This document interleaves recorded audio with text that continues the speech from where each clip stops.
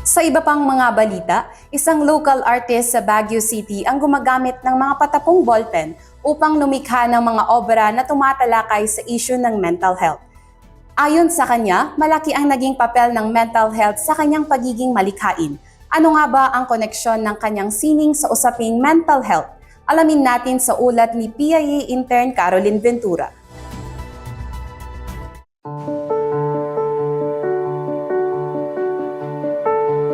Gamit ang sining ay ipinamalas ni Roymi Damiano o mas kilala bilang Scribble Society ang kanyang angking galing sa paglikha ng mga makabuluhang obra upang makatulong sa mga nakakaranas ng mental health issue at sa iba pang sektor ng lipunan sa pamamagitan ng Art for a Cause exhibit at art commissions.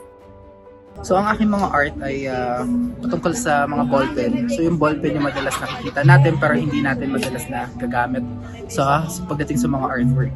So ang inspirasyon ko sa pagdating sa mga to ay yung mga patapon. So yung mga patapon na ballpen na sayang naman kung itatapon lang. Mas minsan pinupulot ko siya or minsan may mga nagbibigay ito. So ito yung nabubuo, yung mga patapon, yung mga paubos na yung mga tinta. So ngayon, nakafocus ako, mula nung umpisa nakafocus talaga ako sa mental health. Since karamihan ng mga kaibigan ko, yung airpot ko ay lang babanggitin, nag-suicide sila. So malaking bagay sa akin yung mental health. So dito nagsimula lahat yun. 2020, kasi sa ganang pandemya, nagamit ko siya. Itong art na to para makatulong din sa ibang tao. So nagkaroon ako ng fundraising and Art for a Cause na karamihan sa mga may bibenta rito and halos lahat ng naibenta na artwork commission portrait ay napunta sa mga magsasaka, katutubo and sa mga jeepney driver na nawalan ng hanap buhay noong panahon ng pandemya. And nagamit ko din siya para sa sarili ko lalo na nag-aaral ako ng journalism. Malaking bagay ito lalo na sinusupport ko lang naman yung sarili ko noong panahon na yun.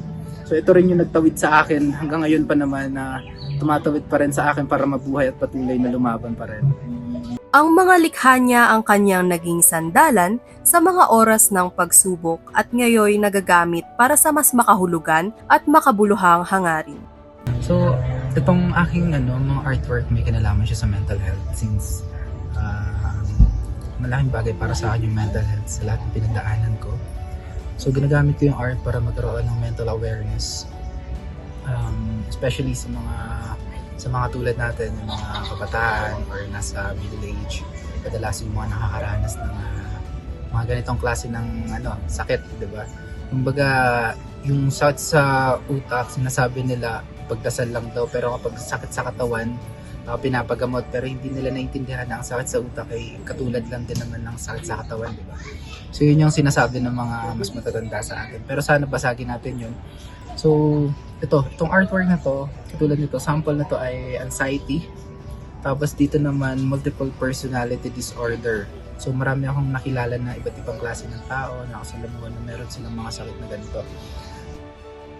Bukod sa sining, ang literatura rin ang nagsilbi niyang sandata sa paggawa ng mga akda patungkol sa bayan, pag-ibig at sa mga hindi pangkaraniwang paksa sa lipunan.